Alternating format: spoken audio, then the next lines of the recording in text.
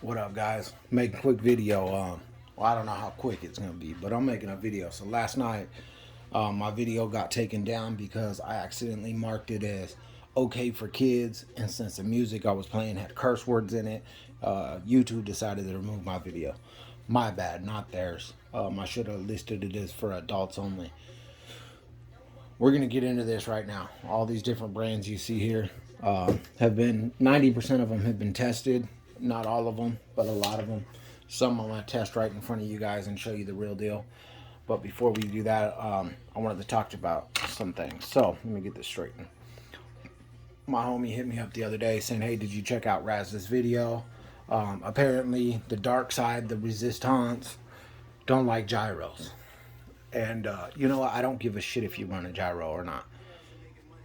I'm a believer that when you're first starting out, you should earn your way. You should not even earn your way. I don't know how to say it. I guess you should pay your way, right? You start off at 110, then you go 120, then you go 130, then maybe you jump to 150. But if you watch that dude NorCal Hobbies, I think his channel is, or NorCal Speed Runs or whatever, dude broke his damn leg, man. That's a serious, serious thing. If you don't have insurance, um, you're screwed. If your company ain't gonna hold off for 6 months while you're in treatment, you're screwed.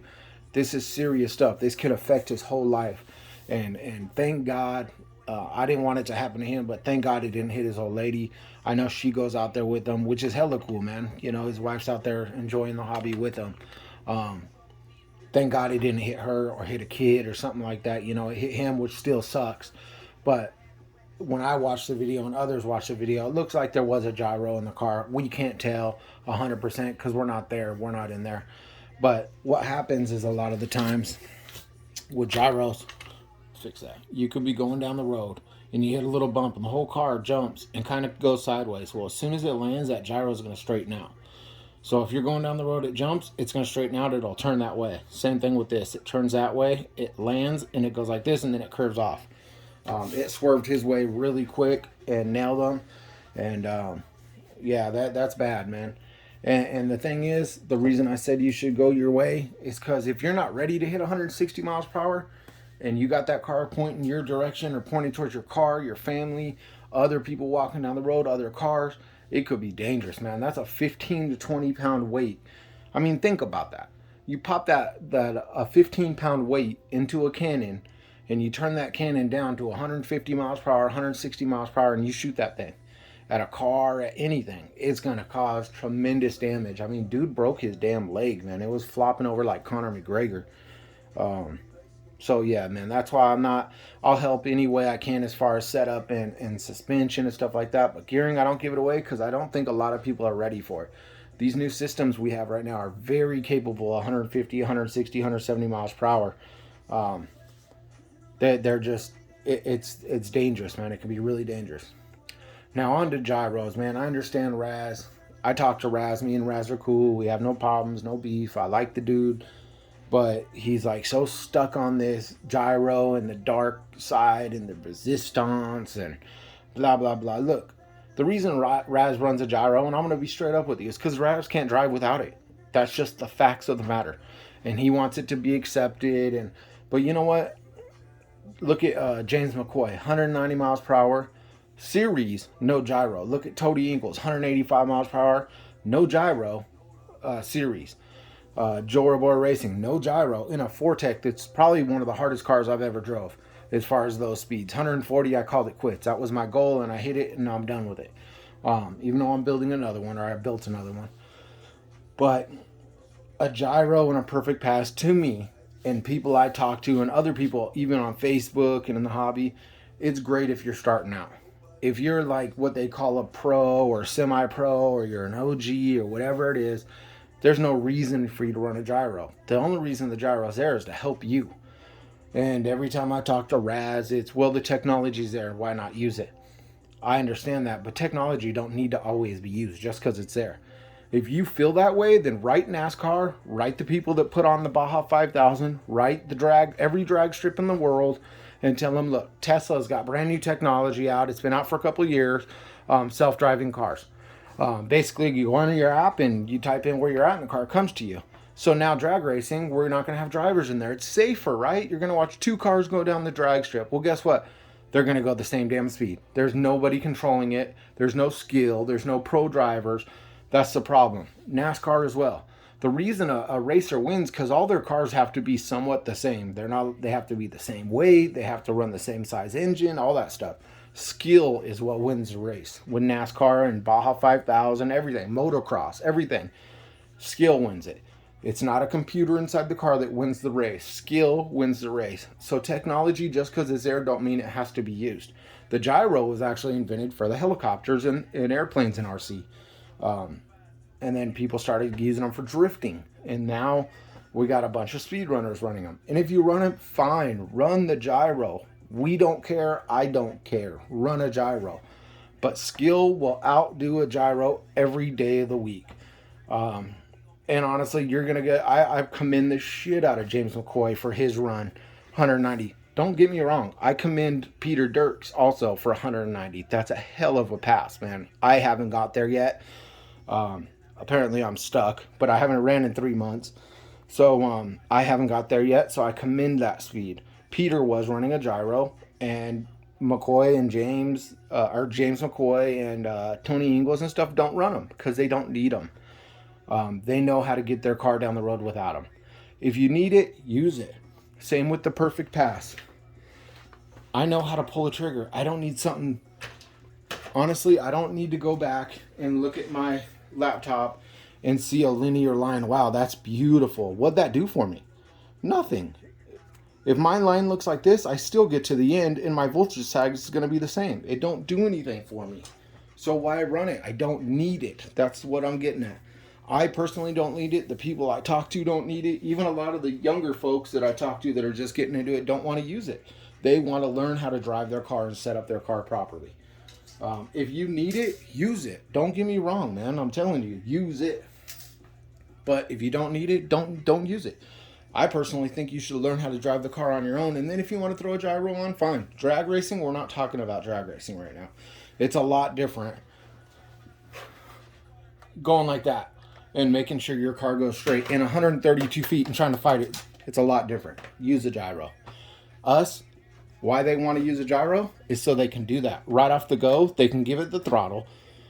They don't have to steer nothing. It's going to go straight. And by the time, right off the bat, the car is going to hesitate. It's going to go jerky and stuff. But by the time it passes them, it's already up to speed. To where with us, this is how we're doing our runs. Literally. And then we go to full throttle and we hold it. They just go like this. Don't have to touch the steering.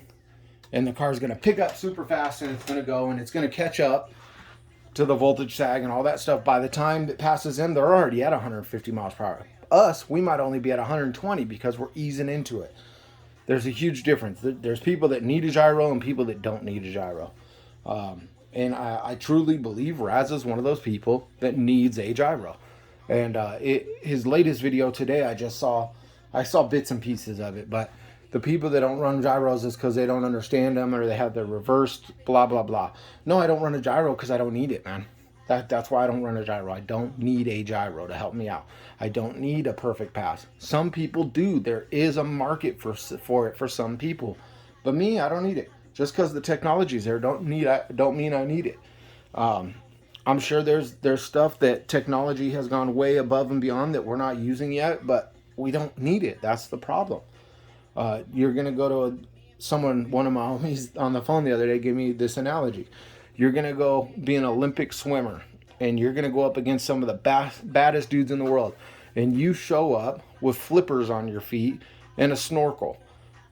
And you say, well, the technology's there. Now these flippers have turbines in them that help me go down. You think they're going to let you race? No, because they're pros, man. They got skill. They don't need that crap. Same thing with the Tesla thing. You don't need, just because it's there don't mean you need it. How many people would stop watching NASCAR and drag racing if there was no one in the car and there's two cars go down the road? It's boring. You got to have skill. You got to be a professional driver to drive NASCAR or to drag race. You got to have skill. You got to have that what did you call them? Machismo. So yeah, and as far as this, I understand it's just a hobby, but think about this. How many other hobbies in the world is, do people post up their personal best or post up their new achievements? They don't. Sports do that, not hobbies. You'll never go on to Facebook or anywhere and look up model trains or I forgot what they're called. They're trains that go around a whole station and they got these huge things. You don't see people posting their achievements. Well, my train, I was able to hit this corner through this mountaintop. They don't do that because it's a hobby to them. This is more of a sport than a hobby because you're trying to post up your achievements. Or else, why post them? Because you want a pat on your back and you need a hug. And that's why right now, the gyro thing, Raz wasn't the first one running a gyro, guys. Ben Babaviv, who hit 100, I don't know how if I'm saying his name right. Him and Peter Dirks have been running up there for years. He hit 170 in a slash with a gyro on parallel. And the reason I said stuck a few minutes ago, someone messaged me the other day, hey, I see that you're stuck and you haven't been producing numbers, so you have to go parallel. That's the problem you're having, Jason. You're not going parallel. And I politely said I disagree. Peter Dirks and Ben Babaviv have been running parallel for years. They were the first ones to put 8S parallel in their car. Cheers to them. They did it. They made it work for them. I went out in this Traxxas Slash and I did it in series, 177, not 170 or 171. I actually went above. So I politely said, I disagree with you. I'm going to keep doing what I'm doing. I'm not stuck. I haven't ran in 3 months. It's 118 degrees in Las Vegas. I'm not going out there in 108 just to put up a video. 110, 115, whatever it is.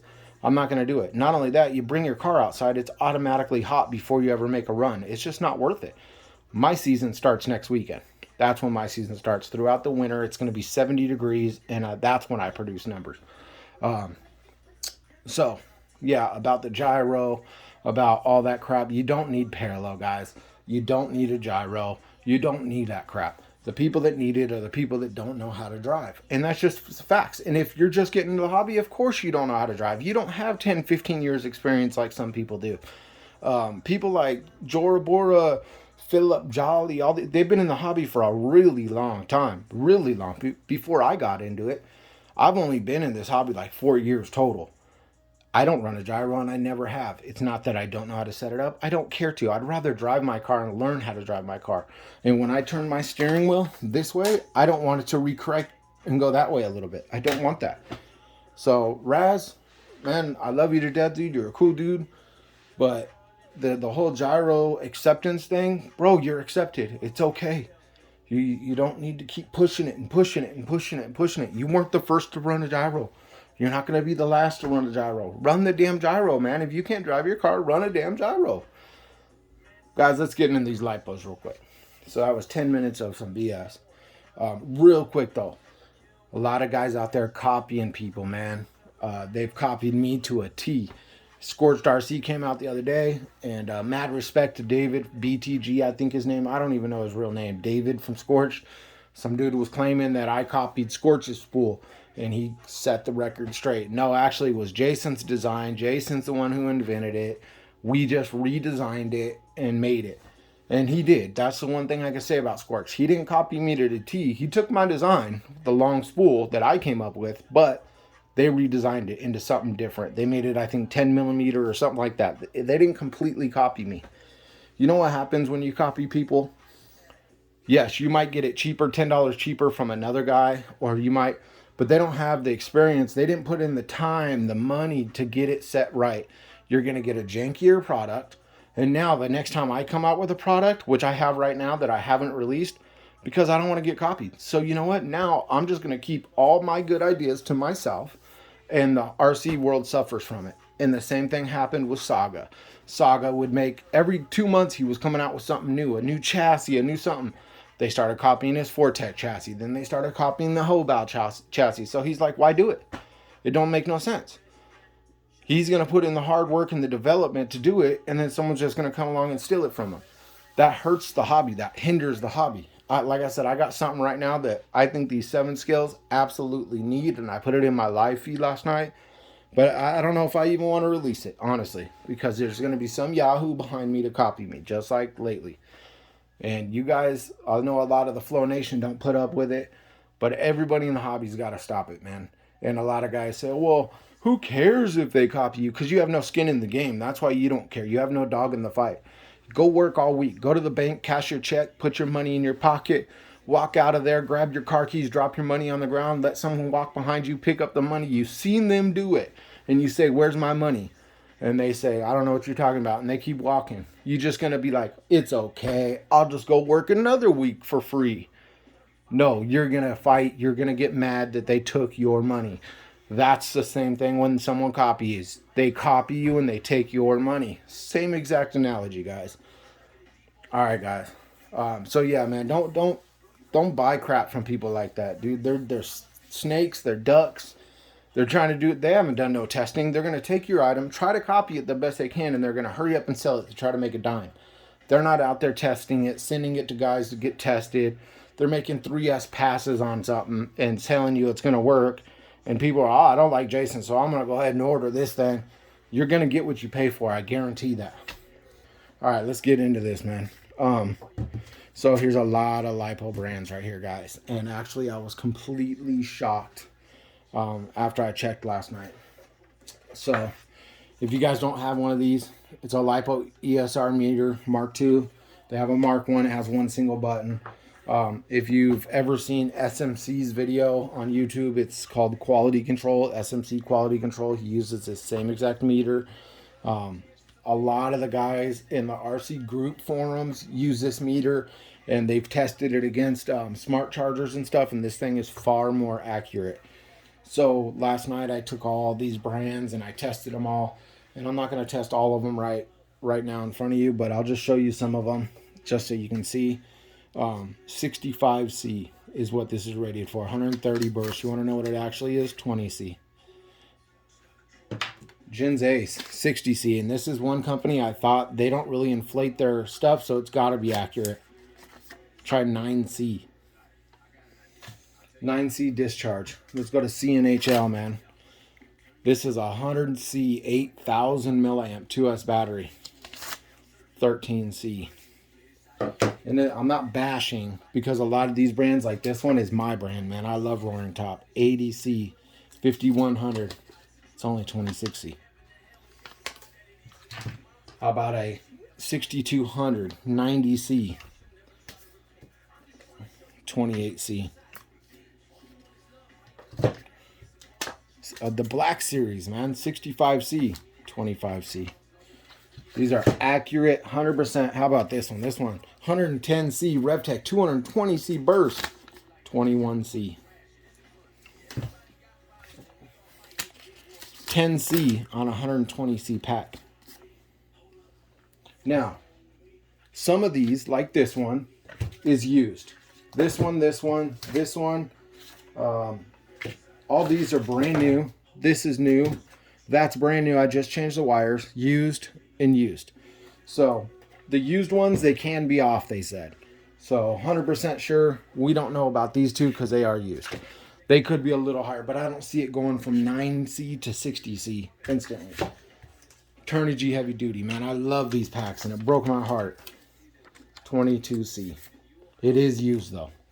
So, used are over there. Dynogy. I was sponsored by Dynogy. Love the guy at Dynogy. Great dude. This is a 6000 milliamp 70C pack. This is a $220 lipo, guys. The reason I'm not sponsored with Dynogy anymore is even with my 40% off that I was getting, the packs were still $150 a pack, and that's really expensive. This thing was like, I want to say 18C or something like that, or 17C. That's what it was. 17C. Now I'll go ahead and test a couple for you real quick. CNHL 70C. Like I said, the only thing I did is change the wires out.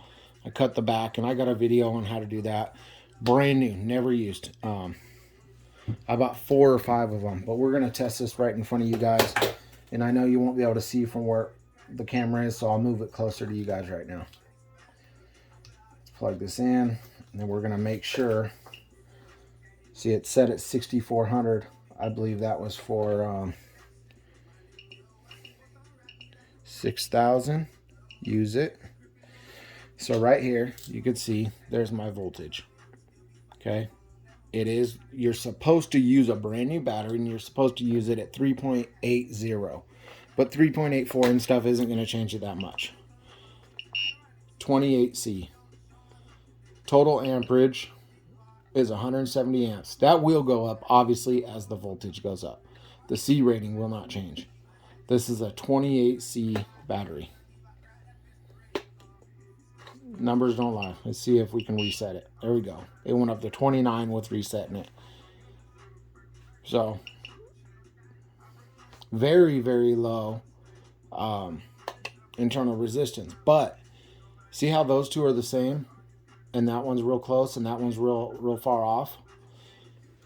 If you wanted to build your own pack, you would take this cell and remove it. And you would have a badass 3S pack. Okay?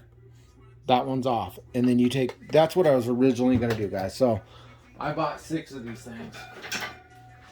I changed the wires on all of them. They're all brand spanking new. Changed them all to 8 gauge. I was going to take these packs apart, and I was going to pick the good cells out of each pack and build some awesome packs with them. But, yeah, some of those are different, you know. If you got them all together, they would be badass. So, there you go.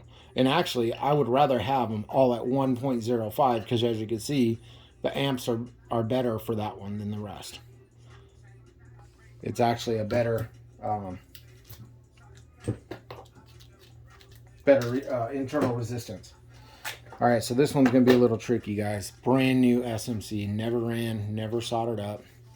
We're going to plug that in real quick. Like I said, it's going to be tricky because I haven't put bullets on it yet. These ESR meters, you can get at SMC. They're about 150 bucks. But if you're into building your own packs or you want to know exactly what your pack... Like old packs. I have packs that are really old. And I want to make sure they're still up to par from sitting all season. So as you can see, all the cells real close. 28C. 166 amps. So the 70C are actually almost identical.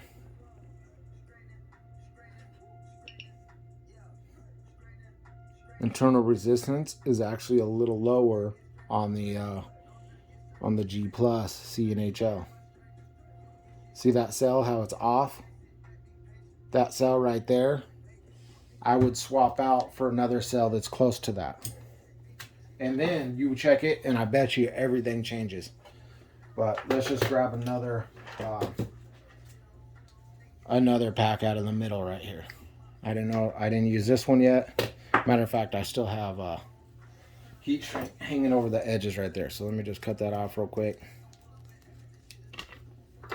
We'll test this pack out. Because last night I could have swore it was 35C. Maybe something changed. Wait, yeah, that's right. All right, so 6,000 milliamp. 180 amps. Look at those. Man, that is a good pack. 111, 111, 111. That 105, maybe I will take it out and put it with the other 105 pack. And then you would have, man, if you did that throughout your whole packs, you would have an unbelievably strong pack. 30C. So, they're a little off. One's 28, 29, 30. They're a little off, but they're real close. But if you go back to look at these other packs, man, these ones are far beyond. And that roaring top, let me grab another roaring top just to check it to make sure. This is an old roaring top pack. But let's just check it real quick to see if it is really 26 or whatever it is. This one I know I've put in a lot of hard hits on. I was going to order a bunch of packs, but I wanted to do this first. So this is a 5100, so we're going to have to go in here and we're going to have to change it. Edit it.